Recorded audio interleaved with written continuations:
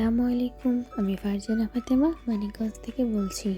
আশা করি আপনারা সবাই ভালো আছেন, আমরাও ভালো আছি। প্রতিবারের মতো আবারও নতুন একটি ভিডিও নিয়ে হাজির হলাম আপনাদের মাঝে। আশা করি আমার এই ভিডিওটি ভালো লাগবে। সেই দিন বাড়ি থেকে যে মুরগিটা নিয়ে এসেছিলাম, মোরগটা, সেটাই আজকে সকালে আমি কেটে কুটে নিচ্ছি। আজকে চালের আটার রুটি আর দেশি মুরগের মাংস রান্না করব। আর এদিকে আমি মাংস বের করে রেখেছিলাম ভোরবেলাতেই। এখন আমি ওটা ডিফ্রস্ট হয়ে আসলে কাটতে বসে গেছি। আর এদিকে মুরগির চামড়া আর হাত পা সব কিছু রেখে দেবো, অন্য একদিন রান্না করব। আর এদিকে আমার পানি গরম বসিয়েছিলাম আটা মথার জন্য। এখন আমি এই তরকারিটা উঠাই দিব রান্নায়।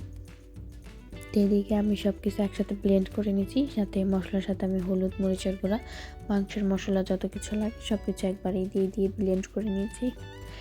আর এখন আমার মশলা কষানো হয়ে গেলে আমি এর মধ্যে মাংসগুলো দিয়ে দেবো।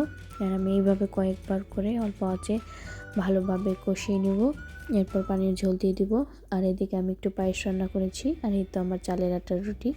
আর এই রুটি বানাতে গিয়ে আমার নাজেহাল অবস্থা একেবারে। আর আমি এর সাথে কিছু এমনি আটা মিশিয়েছি পানি বেশি হওয়ার কারণে, তাই আর রুটি বানানোর ভিডিও নিই। আমি এমনিতেই অনেক বিরক্তিতে ছিলাম, যদিও আমি রুটি ভালোভাবে বানাতে পারি না, তারপরেও চেষ্টা করেছি। যাই হোক, আজকে আমাদের বাবার বাড়ি যাচ্ছি।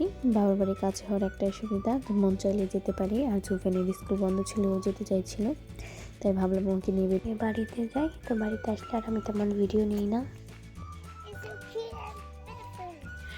Cute and beautiful.